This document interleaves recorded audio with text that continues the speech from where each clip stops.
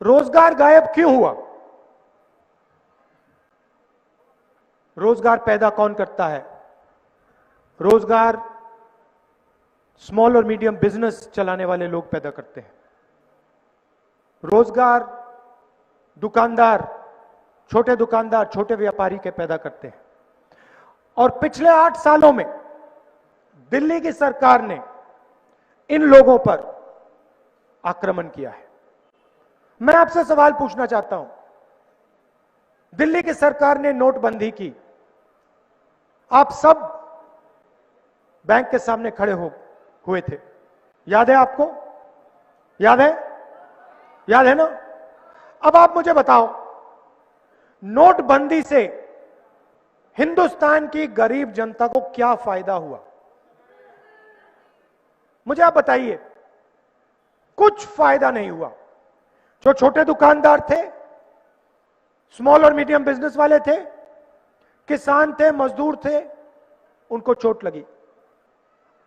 जब आप बैंक के सामने खड़े थे, उस लाइन में आपने हिंदुस्तान के किसी अरबपति को देखा? कोई खड़ा था? एक अमीर व्यक्ति खड़ा था लाइन में? ना। उसके बाद गलत जीएसटी लागू की, एक बार फिर छोटे व्यापारियों पर, स्मॉल और मीडियम बिजनेस वालों पर आक्रमण। नतीजा क्या हुआ है?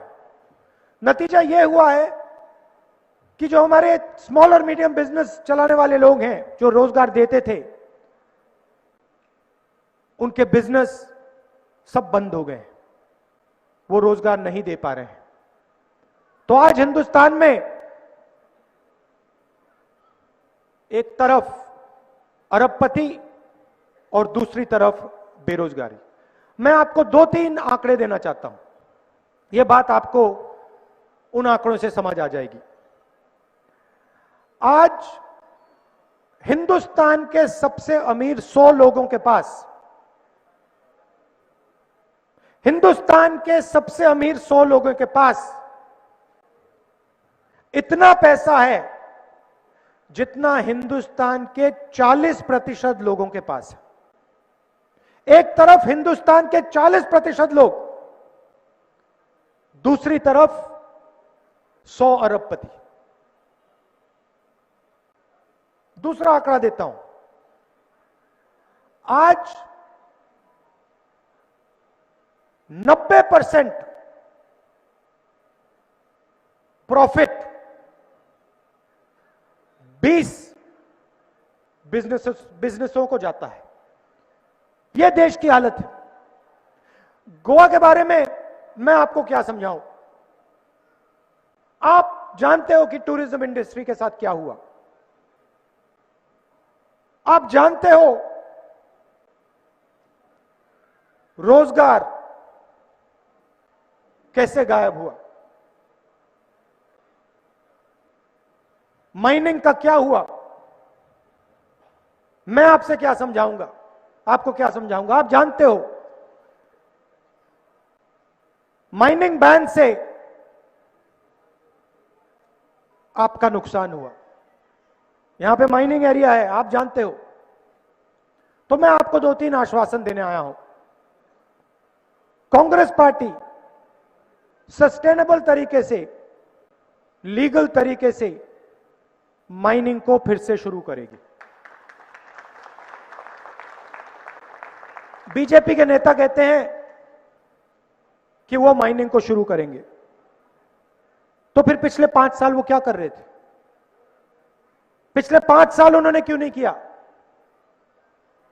कांग्रेस पार्टी सरकार बनने से एकदम बाद Congress party legal mining, sustainable mining शुरू करके आपको दे दी।